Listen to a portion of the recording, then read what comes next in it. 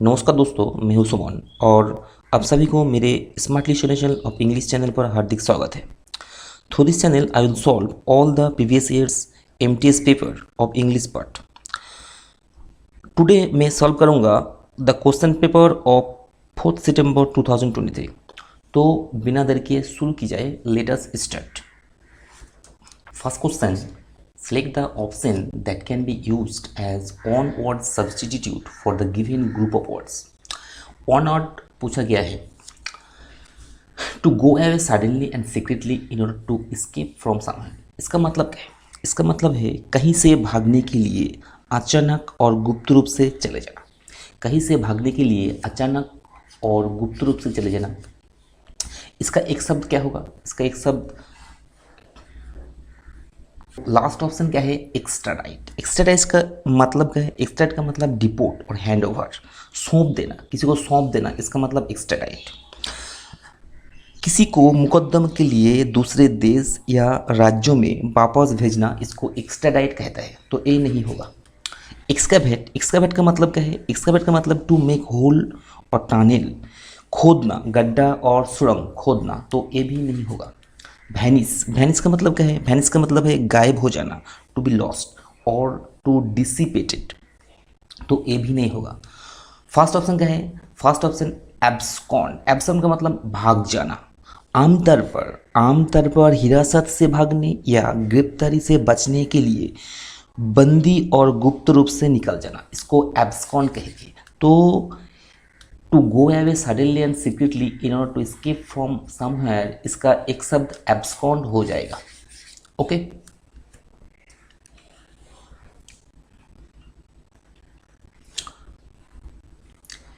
Question number 2, select the most appropriate meaning of the underline idiom. Idiom पूछा गया है, my friends business has grown by leaps and bounds. इसका मतलब क्या है? मेरे मित्रों का व्यवसाय बहुत तेजी से बढ़ गया है। मेरा मित्रों का व्यवसाय बहुत तेजी से बढ़ गया है। इडियम का है leaps and bounds.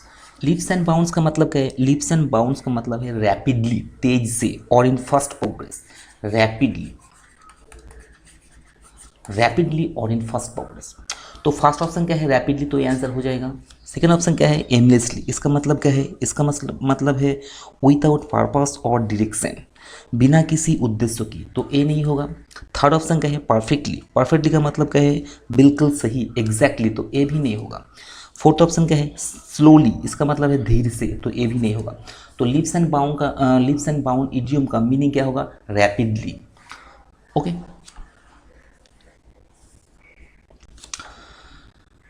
question number 3, select the most appropriate option that can substitute the underlined segment in the given sentence.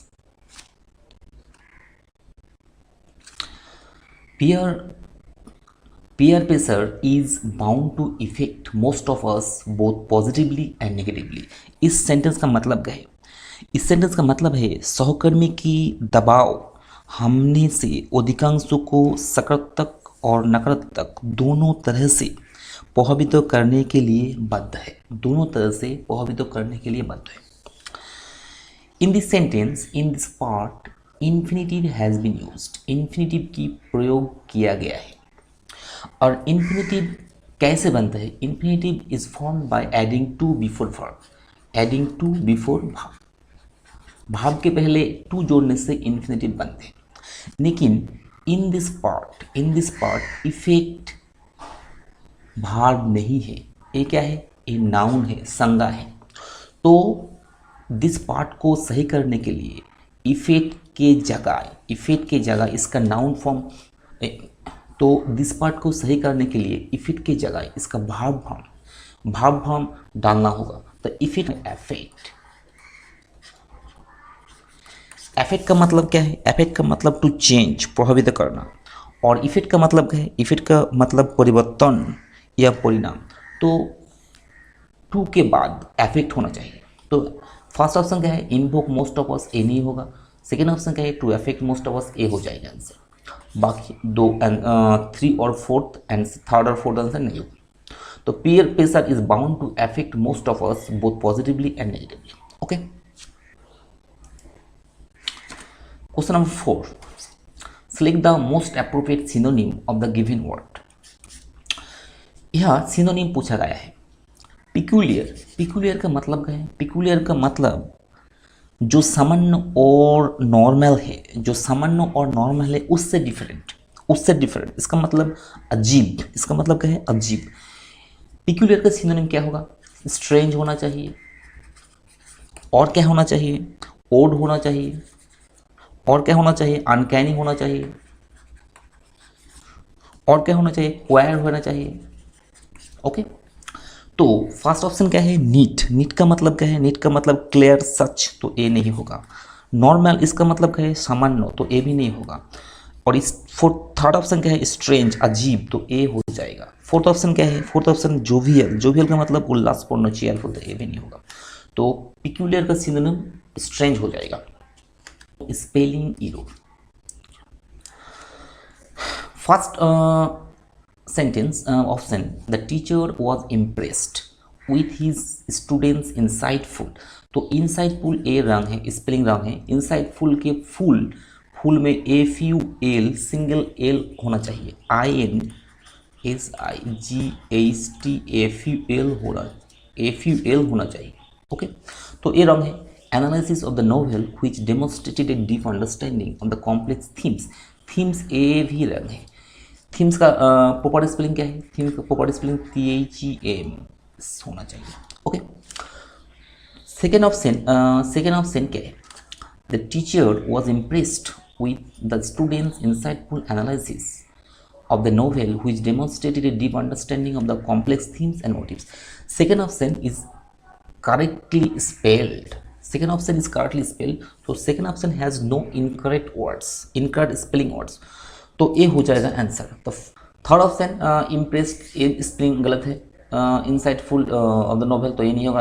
अच्छा, और fourth option teacher was impressed with the students insightful analysis of the novel demonstrated, ये भी गलत है, तो ये नहीं होगा। क्वेश्चन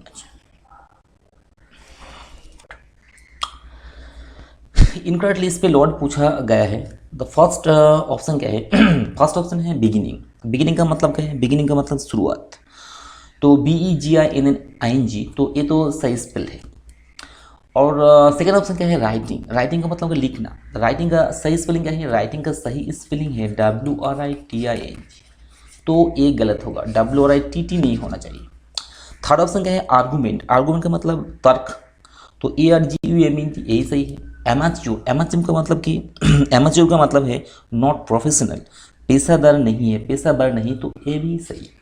तो correctly, so incorrectly spell word here is writing, WRITTING नहीं होना चाहिए, WRITING होना चाहिए। Okay,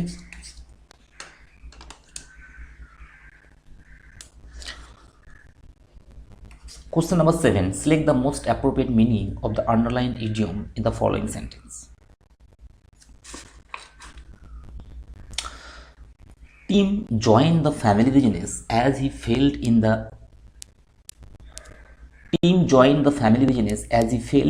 his final degree examination। इसका मतलब क्या है?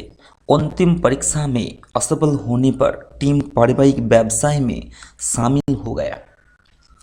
Seeing the growth of the family business now, it seems like Tim's earlier failure was a blessing in disguise।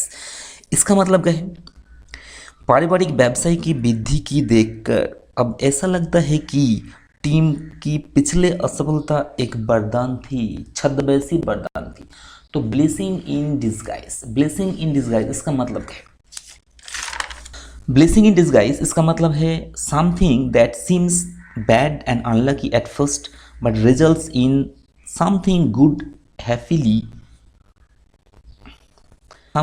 Happening later. कुछ ऐसा जो पहले बुरा या अशुभ लगता है लेकिन बाद में कुछ अच्छा हो जाता है, इसका मतलब है blessing in disguise.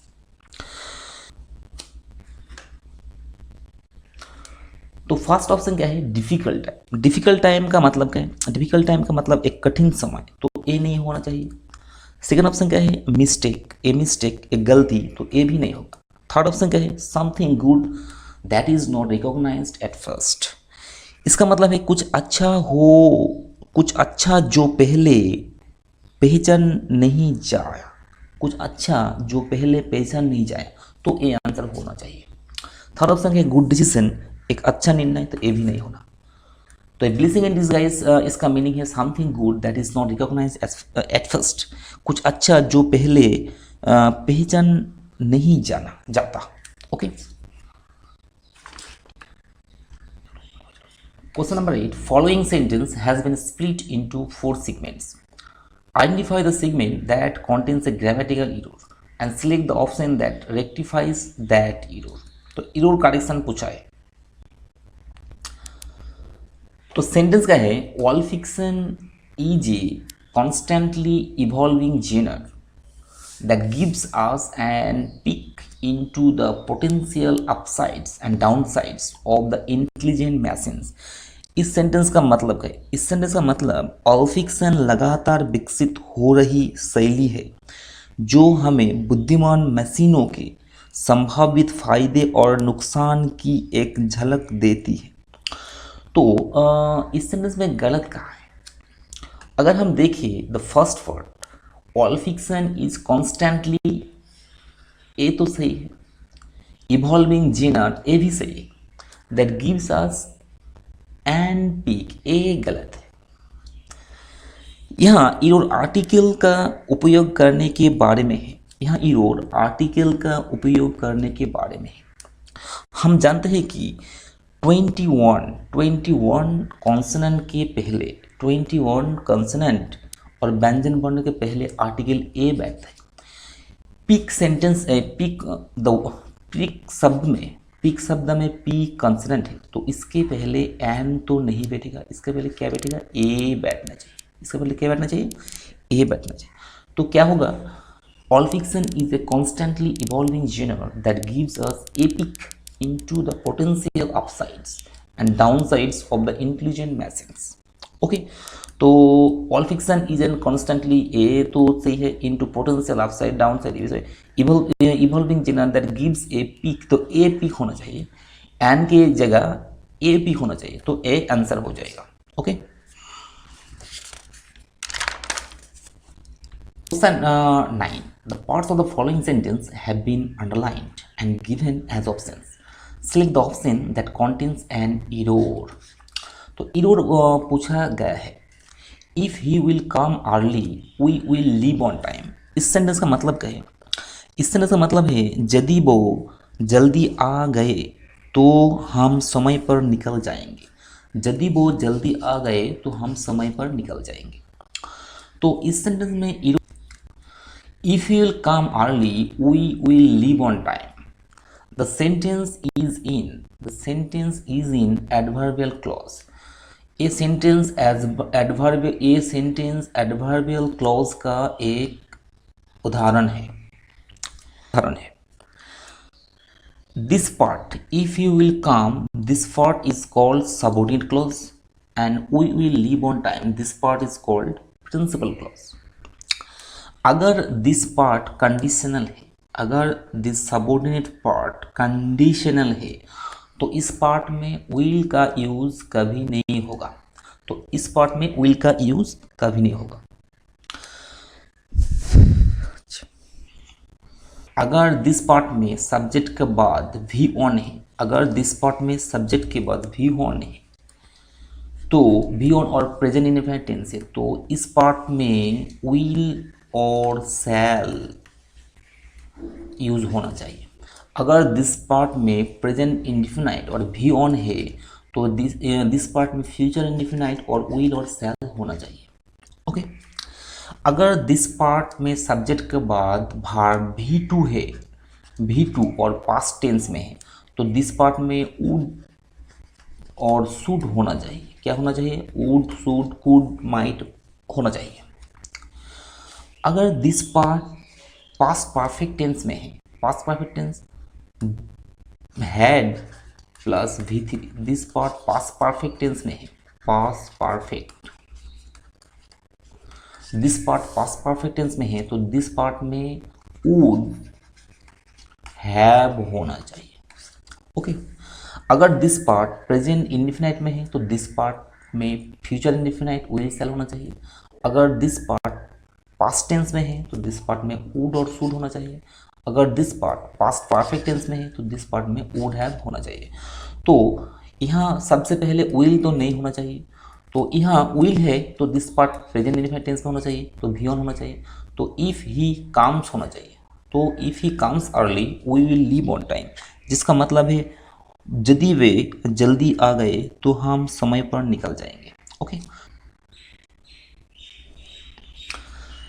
Question number 10, select the most appropriate meaning of the underlined idiom in the following sentence।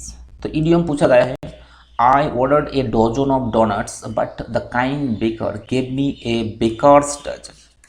मैंने एक दर्जन डोनट ऑर्डर किया लेकिन दयालु बेकर ने मुझे 13 डोनट्स दिया। दयालु बेकर ने मुझे क्या दिया? 13 डोनट्स। ए बेकर्स डजन, इसका मतलब क्या है? इसका मतलब है किसी चीज़ का 13 होना, किसी चीज़ का 13 होना। Baker's dozen is 13 of something, 13, baker dozen is 13 of something,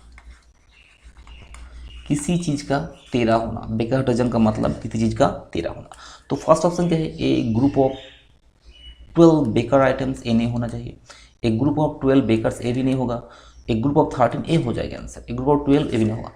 तो इसका सही answer question option number third, एक ग्रुप ऑफ 13 हो जाएगा। Okay, parts of the following sentence have been underlined and given a options। Select the option that contains an error। They had 2 bedrooms among them, one for girls and one for the boys। इस sentence का मतलब क्या है? इस sentence का मतलब उनमें 2 शयन कक्ष थे, एक लड़कियों के लिए और एक लड़कों के लिए, एक लड़कियों के लिए और एक लड़कों के लिए। लड़कियों के लिए इसलिए फॉर यूज हुआ और लड़कों के लिए इसलिए फॉर यूज हुआ। तो उनमें 2 शयनकक्ष थे, उनमें 2 शयनकक्ष थे। तो यह एमोंग तो नहीं होना चाहिए, तो यह क्या होना चाहिए? तो यह होना चाहिए फॉर। इसका क्या होना चाहिए? फॉर देम होना चाहिए। They had 2 bedrooms for them, one for girls and one for the boys. तो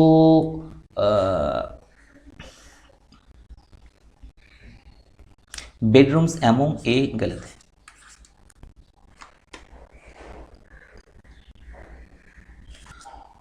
question number 12, select the incorrectly spelled word. First option adopt, adopt का मतलब गोद लेना, ADOPT, ये सही है। एडवर्टाइजमेंट, एडवर्टाइज का मतलब क्या है? विज्ञापन, ADVERTISEMENT, ये भी सही है। थर्ड ऑप्शन क्या है? कॉन्टेंटमेंट, कॉन्टेंटमेंट, ये गलत है। कॉन्टेंटमेंट का मतलब क्या है? कंटेनमेंट का मतलब है तुष्टि, संतोष, सेटिस्फिक्शन। तो ये गलत है क्योंकि कंटेनमेंट का सही स्पेलिंग है CONTENTMENT। इसका मतलब है सेटिस्फिक्शन और तुष्टि। तो ये इनकरेक्टली स्पेल्ड वर्ड है। ओके, और कॉन्टेनर, कॉन्टेनर का मतलब क्या है? कॉन्टेनर का मतलब an object for holding something, किसी चीज को रखने या ले जाने के लिए एक वस्तु। तो ये भी नहीं होना चाहिए। तो इनकरेक्टली स्पेल वर्ड होगा कॉन्टेंटमेंट, जिसका सही स्पेलिंग है CONTENTMENT, contentment. Okay,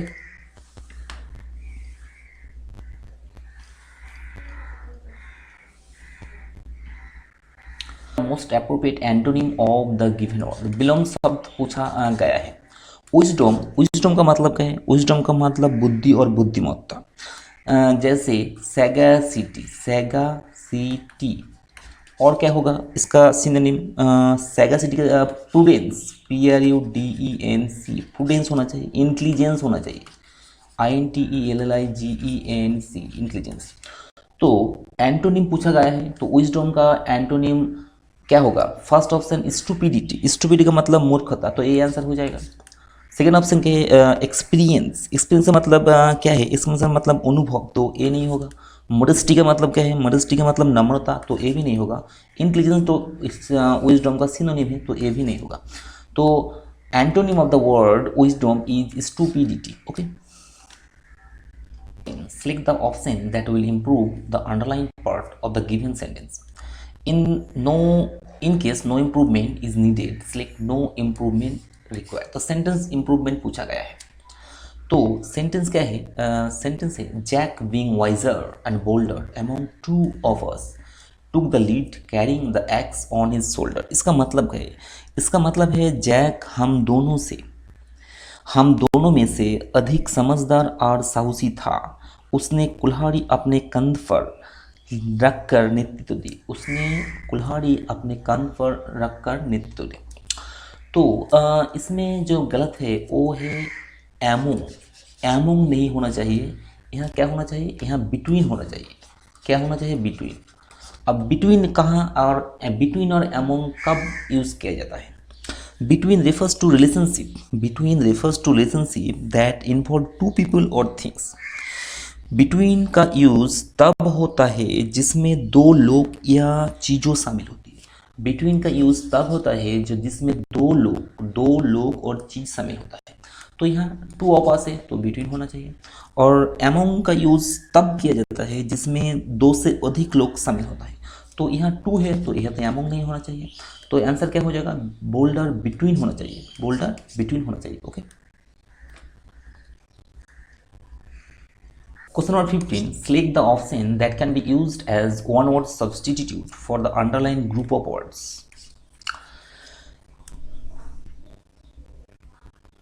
Many people fought to put an end to slavery during civil war. इस सेंटेंस का मतलब है, इस सेंटेंस का मतलब गृह युद्धों के दौरान कोई लोगों ने गुलामी को ख़त्म करने के लिए लड़ाई लड़ी।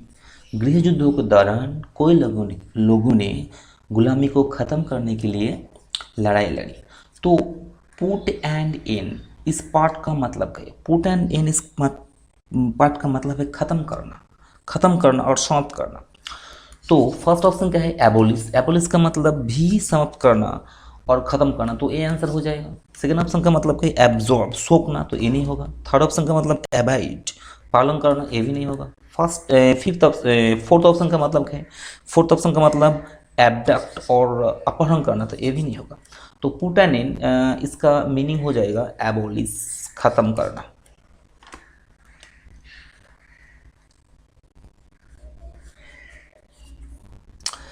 Question number 15. Most appropriate antonym of the given word in the brackets of to fill in the blanks. Doctor said the patient named Rumi is in initial stage of lung cancer. इस sentence का मतलब क्या है? इस sentence का मतलब doctor ने बताया रूमी नाम की मरीज फेफड़ों की कैंसर, रूमी नाम की मरीज फेफड़ों की कैंसर की शुरुआती स्टेज में है। इनिशियल इसका मतलब क्या है? इसका मतलब है शुरुआती, प्रारंभिक। तो इसका विलोम शब्द पूछा गया है, तो इसका विलोम क्या होगा? फर्स्ट ऑप्शन क्या है? टर्मिनल। टर्मिनल का मतलब अंतिम, तो ये आंसर हो जाएगा। इनिशियल का विलोम शब्द और एंटोनिम अपोजिट शब्द क्या होगा? टर्मिनल। इनिशियल का मतलब प्रारंभिक और टर्मिनल का मतलब अंतिम। सेकेंड ऑप्शन क्या है? इनरमोस्ट। इनरमोस्ट का मतलब सबसे भीतर, ए नहीं होगा। थर्ड ऑप्शन क्या है? अर्ली, जल्दी, ए नहीं होगा। और फोर्थ ऑप्शन आउटर मोस्ट, सबसे बाहर, ए भी नहीं होगा। तो इनिशियल का एंटोनिम हो जाएगा terminal. Okay. Question number 17. Select the most appropriate option to fill in the blank. He generally avoids arguments as he is dash by nature.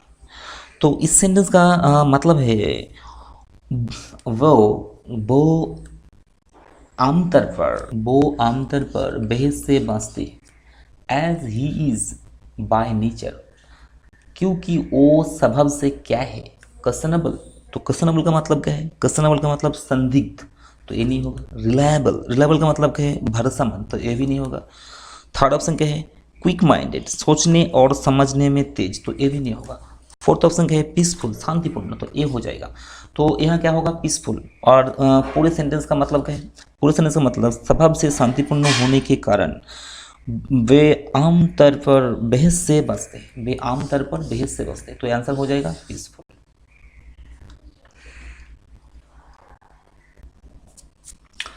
Question number 18. Select the most appropriate option that can substitute the underlined segment in the given sentence. If there is no need to substitute it, select no substitution required. The pandemic has challenged education systems to ensure learning continuity. Substantially increasing the demands placed on teacher. इस sentence का पूरा मतलब क्या है? इस sentence का मतलब है महामारी ने सीखने की निरंतरता सुनिश्चित करने के लिए, महामारी ने सीखने की निरंतरता सुनिश्चित करने के लिए शिक्षा प्रणाली को चुनौती दी। शिक्षा प्रणाली को क्या चुनौती दी? जिसमें शिक्षकों की मांग काफ़ी हद तक बढ़ गया है, जिसमें शिक्षकों की मांग काफ़ी हद तक बढ़ गया है।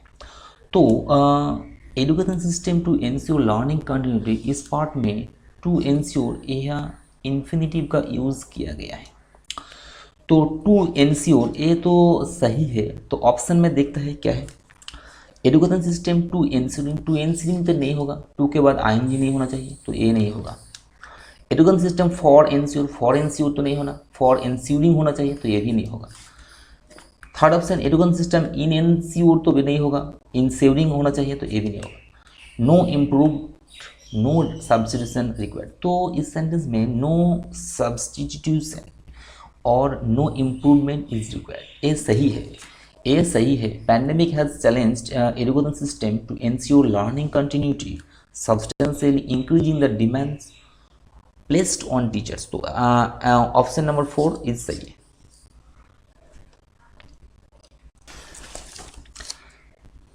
Question 19, select the most appropriate idiom from the given options to fill in the blanks। idiom पूछा गया है, तो we broke the traffic rules unknowingly while coming back from the party। now we have to dash sooner or later। इस sentence का मतलब है party से वापस आते वक्त, पार्टी से वापस आते वक्त अनजाने में तोड़ी ट्रैफिक रूल्स। हमने पार्टी से वापस आते वक्त हमने अनजाने में तोड़ी ट्रैफिक रूल्स। अब क्या? अब देर सब्र तो भुगतना ही पड़ेगा इसका अप्रिय परिणाम। तो इसका मीनिंग हो आप देर सब्र तो भुगतना ही पड़ेगा, देर सब्र तो भुगतना ही पड़ेगा इसका अप्रिय परिणाम। तो फर्स्ट ऑप्शन क्या है? फर्स्ट ऑप्शन है फेस द म्यूजिक। तो फेस द म्यूजिक इसका मतलब है to accept unpleasant consequence. Face the music इसका मतलब है टू एक्सेप्ट अनप्लीजेंट कॉन्सिक्वेंस, अप्रिय परिणाम स्वीकार करना। तो ये आंसर हो जाएगा, तो ये आंसर हो जाएगा। कोई चीज़ का अप्रिय परिणाम भुगतना। अच्छा, तो अच्छा ऑप्शन नंबर 2 क्या है? Look sharp. लुक शार्प का मतलब है बी अलर्ट, सचेतन होना, तो ये नहीं होगा। थर्ड ऑप्शन क्या है? Cry for the moon. इसका मतलब क्या है? इसका मतलब to ask for something that is difficult to get, कोई ऐसी चीज मांगना जिसे पाना बहुत कठिन है, तो ये भी नहीं होगा। बी डिफेंस, इसका मतलब डिफाई और रिमेन स्टर्बन, अवज्ञा करना और जिद्दी रहना, जिद्दी बन के रहना, तो ये भी नहीं होगा। तो we broke the traffic rules unknowingly while coming back from the party, now we have to face the music sooner और लेटर। पार्टी से वापस आते वक्त हमें अनजाने में तोड़ा ट्रैफिक रूल्स, अब देर सब्र तो भुगतना ही पड़ेगा इसका अप्रिय परिणाम। फेस द म्यूजिक का मतलब अप्रिय परिणाम, भुगतना। ओके, तो आंसर ए हो जाएगा, ऑन हो जाएगा।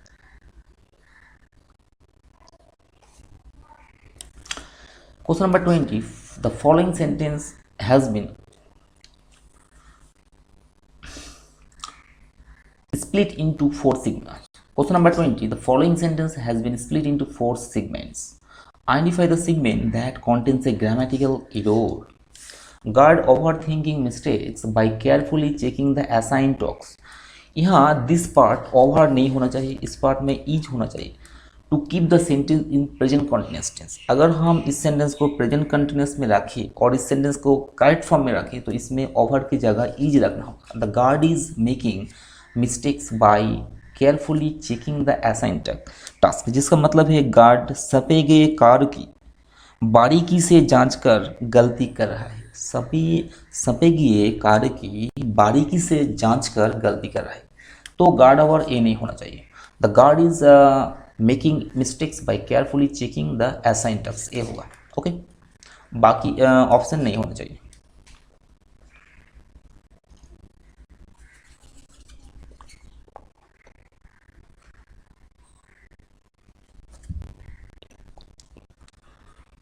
अब है क्लोज टेस्ट पूछा गया है। In the following passage some words have been deleted. Read the passage carefully and select the most appropriate option to fill in the blank. यहाँ ये क्लोज टेस्ट है, क्लोज टेस्ट पूछा गया है। अब देखें क्या है। As university or college degree has long been the traditional hallmark of dash candidate in the arena। इस सेंटेंस का मतलब क्या है? इस सेंटेंस का मतलब विश्वविद्यालय और कॉलेज की डिग्री लंबे समय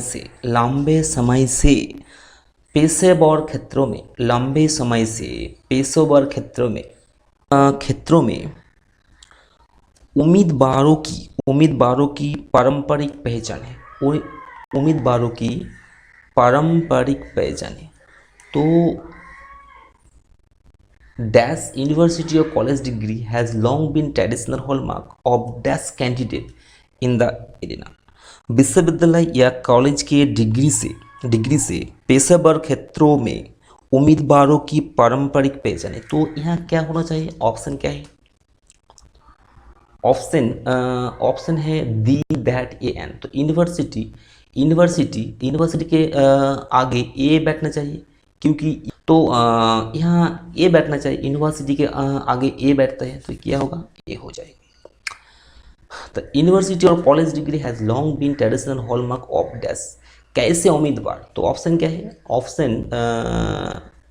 ऑप्शन वाज क्वालिफाई तो नहीं होगा, क्वालिफाई भी नहीं होगा, क्वालिफिकेशन भी नहीं होगा, क्वालिफाइड होना चाहिए। तो आंसर क्या होगा? तो आंसर यहाँ क्वालिफाइड होगा। तो ए यूनिवर्सिटी और college degree has long been the traditional hallmark of a qualified candidate in the arena. इसका मतलब है विश्वविद्यालय या कॉलेज की डिग्री लंबे समय से पेशेवर क्षेत्रों में योग्य उम्मीदवारों की पारंपरिक पहचान है। Okay. While it historically provided the most widely accepted standard qualification and skill for professionals, many companies already dash their hiring process and considering a broader list of criteria to judge a candidate's ability. While it historically provided the most widely accepted standard qualification and skill for the professionals, हालांकि इसमें ऐतिहासिक रूप से पेशेवरों के लिए योग्यता और कौशल का सबसे व्यापक रूप से स्वीकृत नामक प्रदान किया है। मेनी कंपनीज कोई company already dash there hiring process क्या कर रहा है? डैश देयर हायरिंग प्रोसेस बदल रहा है हायरिंग प्रोसेस, भर्ती प्रक्रिया। Considering a broader list of criteria to जज ए कैंडिडेट्स एबिलिटी, और उम्मीदवारों की क्षमता की आकलन करने के लिए मानदंड की एक विस्तृत सूची पर विचार कर रहा है। तो यहाँ क्या होना चाहिए? ऑलरेडी क्या होना चाहिए? स्पॉट में क्या होना चाहिए? थर्ड ऑप्शन इस स्पॉट में क्या होना चाहिए? तो many companies already dash there hiring process. तो इस पार्ट में क्या होना चाहिए? ऑप्शन क्या है? वॉज चेंज, ए तो नहीं होना चाहिए। वॉज चेंजिंग, ए भी नहीं होना चाहिए। चेंजिंग नहीं होना चाहिए। आर चेंजिंग आंसर हो जाएगा प्रेजेंट कॉन्टिन्यूअस टेंस में। Okay. Are changing their hiring process and considering a broader list of criteria to जज a candidate. Organizations are reducing their reliance on college degree as soon as a sole maker of competence, instead placing greater emphasis that's the practical skills candidates have acquired through the work experience। संगठन योग्यता के एक निर्माता के रूप से college की degree पर अपनी निर्भरता कम कर रहा है। कॉलेज की डिग्री पर आपकी निर्भरता की क्या कर रहा है? काम कर रहा है। और उसकी बजाय क्या कर रहा है? उसकी बजाय उम्मीदवारों की द्वारा कार्य अनुभव के माध्यम से हासिल किए गए व्यावहारिक कौशल और पर, व्यावहारिक कौशल पर। तो यहाँ क्या होगा, पर व्यावहारिक कौशल पर, व्यावहारिक कौशल पर अधिक जोर दे रहा है। तो यहाँ ऑप्शन क्या है,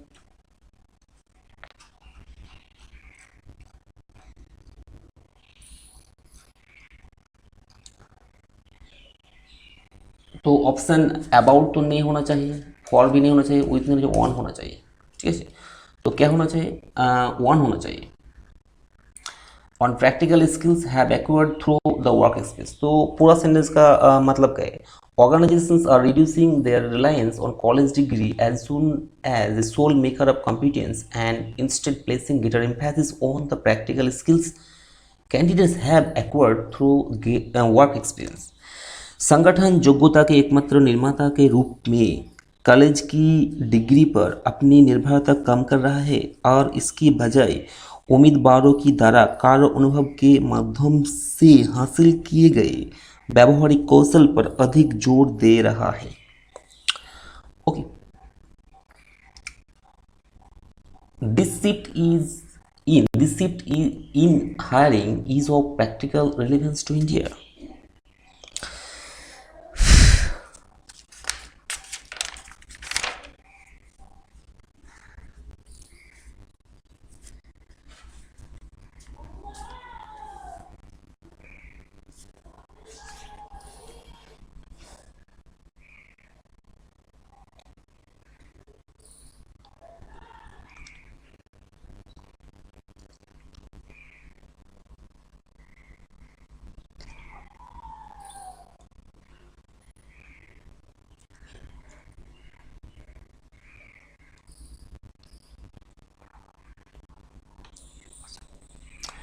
This shift in hiring is of particular relevance to India, which has the dash youth population in the world। इस पार्ट का मतलब है ये बदलाव, दिस शिफ्ट ए बदलाव in hiring of particular relevance to India, नियुक्ति में ये बदलाव भारत के लिए विशेष रूप से प्रासंगिक है, विशेष रूप से प्रासंगिक है, क्योंकि यहाँ दुनिया की सबसे बड़ा युवा आबादी है। तो ऑप्शन क्या होना चाहिए, ऑप्शन क्या है, तो ऑप्शन लार्जेस्ट, लॉन्गेस्ट, बिगेस्ट और मोस्ट हाई। सो लार्जेस्ट होना चाहिए, आंसर क्या होना चाहिए, लार्जेस्ट होना चाहिए। तो दिस पार्ट का मतलब क्या हो गया, दिस पार्ट का मतलब हो गया the shift in hiring is of particular relevance to India which has the largest youth population in the world. मतलब ये बदलाव नियुक्ति में, ये बदलाव नियुक्ति में भारत के लिए विशेष रूप से प्रासंगिक है, यहाँ दुनिया की सबसे बड़ा युवा आबादी है। तो ये थे 25 क्वेश्चंस। अगर मेरे वीडियो को, अच्छा, तो ये थे 25 क्वेश्चन। अगर आपको वीडियो अच्छी लगे तो ज़रूर लाइक करना और एक सब्सक्राइब भी कर देना। Thank you.